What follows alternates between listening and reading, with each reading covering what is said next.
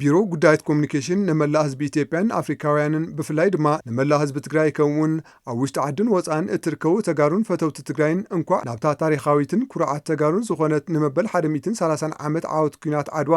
ብሰላም ኣብፅሐኩም ኣብፅሐና ክብል ሰናይ ትምኒቱ ገሊጹ።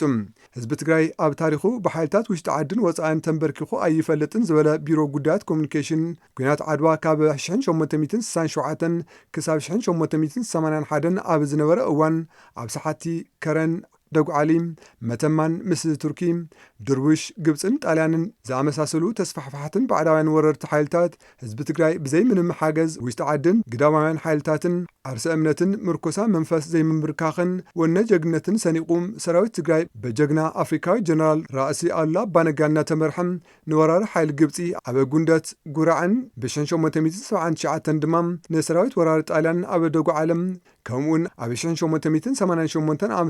ንሰራዊት ወራሪ ጣልያን ኣብ ዓድዋ ኣብ ዝተገበረ ውግእ ብቕልጽሙ ብምድዓኽ መንነቱን ብሄራዊ ክብሩን ብምርጋጽ ህዝቢ ትግራይ ዘይምብርከኽ ምዃኑ ንፈታዋን ጸላን ብተግባር ከም ዘመስከረ እቲ ቢሮ ኣብ መግለጺኡ ኣዘኻኺዱ። ትርጉም ዓወት ዓድዋ ብፍላይ ንህዝቢ ትግራይ ዓሚቑን ረዚንን እዩ ዝበለ ቢሮ ጉዳያት ኮሙኒኬሽን ህዝቢ ትግራይ ንመንነቱን ሉዓላውነቱን ፈተኽ ዘይብል ንዘበናት እናማዕበለ ዝመጸ ክብርታት ዓርሰ እምነትን ምርኮሳን መንፈስ ይከኣል ሰዓራይነትን ጀግነትን ንወለዶታት ዘውረሰ እዩ ኢሉ።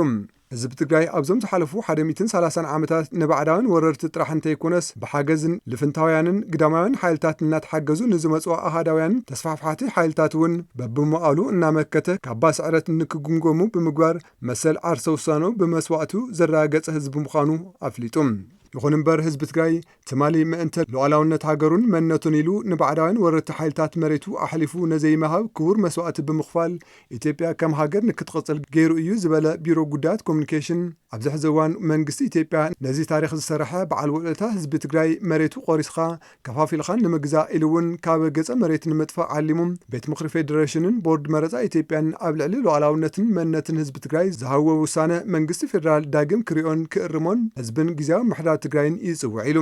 ነፃዊዕ ሰላምን ምሕፀንታን ህዝብን ግዜያዊ ምሕዳር ትግራይን ዓለም ለኸ ማሕበረሰብን ጸማም እዝኒ ብምሃብ ኣብ ዝገወጥዎ ሉዓላዊ ግዛኣት ትግራይ ንምጽናሕ በምህቃን ንዳግማይ ደማዊ ኩናት ወራርን ዝገብሮ ካብ ዘሎም ምሽብሻብ ንክእረም ዳጊሙ ህዝብን ግዜያዊ ምሕዳር ትግራይን ይጽውዕ ኢሉ ቢሮ ጉዳያት ኮሙኒኬሽን ኣብ መግለጺኡ። ቀዳሞት ወለድና ኣብ ኩናት ዓድዋ ዘመዝገቡ ዓወት ኩርዓት አፍሪካውያን ኮይኑ ተመዝጊቡ ከም ዝርከብ ብምዝኻር ህዝቢ ትግራይ ንብሔራዊ መንነቱ ተወዲቡ ብምቅላስ ዓወት ዓድዋ ውፅኢት መሰረት ጽንዓት ሓድነትና ንምዃኑ ናይ ቀረባ ታሪኽና እዩ። ሕዚ እውን ኣብ ህዝብና አንጸላልዩ ዘሎ ሓደጋ ንምብዳህ ኣብ ዝግበር ሰላማውን ፖለቲካውን ቃልሲ መላ ህዝቢ ትግራይ ከምኡውን ኣብ ውሽጢ ዓድን ወፃን እትርከቡ ተጋሩን ፈተውቲ ትግራይን ብዕቱ ክትሰርሑ ይግባእ ኢሉ ቢሮ ጉዳያት ኮሙኒኬሽን ኣብ መግለጺኡ